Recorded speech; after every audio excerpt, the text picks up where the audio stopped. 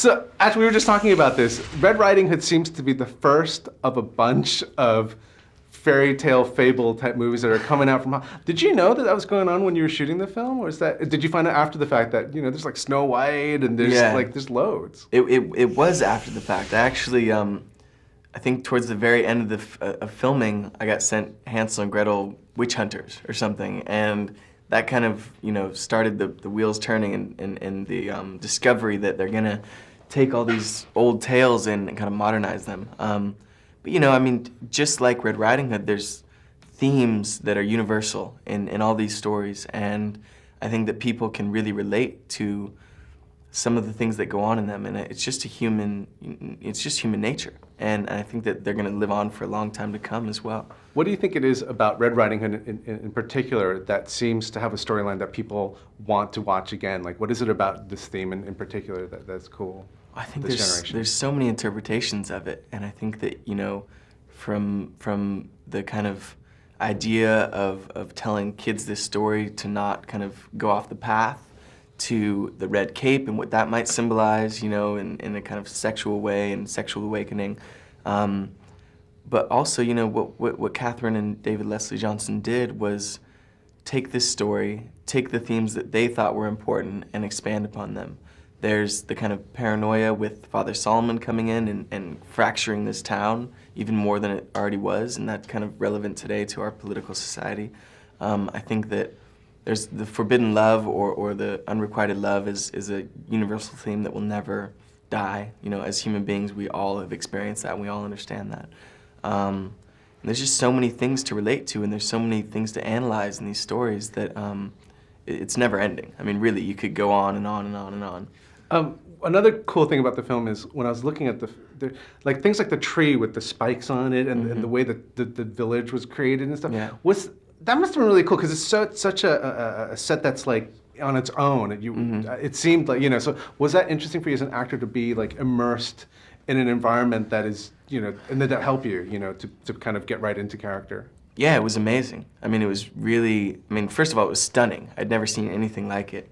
They did such a good job, taking Catherine's kind of creative ideas and her background in architecture in her designs and really kind of running with them. I think that wearing the costumes, going on the set, having the heavy axe, all that really lent itself to just stepping onto set and stepping into character. It was fascinating. It was so fun, and yeah, it was great. We talked about you training a little bit with the axe and the hatchets and the knives.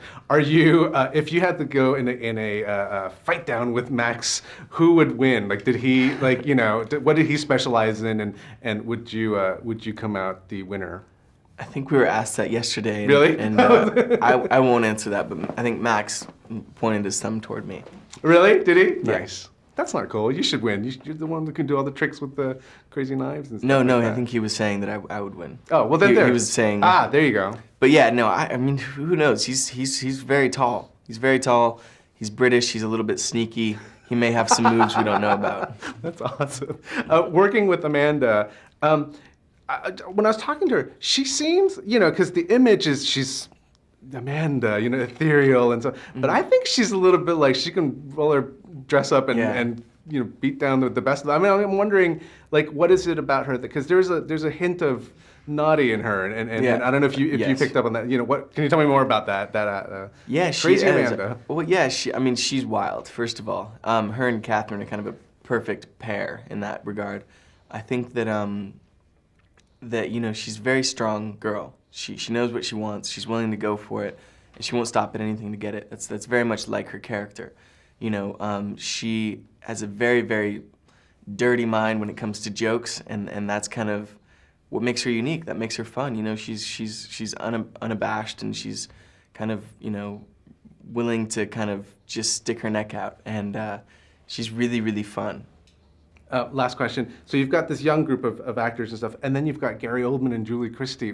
How did they kind of fit into the energy? Or were they just as naughty and would they have great stories to tell and stuff like that? Yeah, I mean, unfortunately my character, because there needs to be a kind of air of mystery about him, didn't get kind of a lot of one-on-one interaction with those characters. But Gary is absolutely fun. You know, because he's so committed and so kind of dangerous in all of his roles, I had no idea what to expect. But he is a joker. He's very fun. He's wild. He's willing to kind of go there.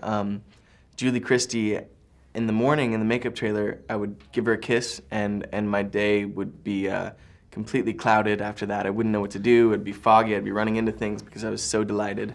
But yeah, I mean, you know, they did fit in, and obviously you want to kind of observe them and see their methods and see how they kind of take on their roles and just to learn and absorb it all. Yeah, it was really neat.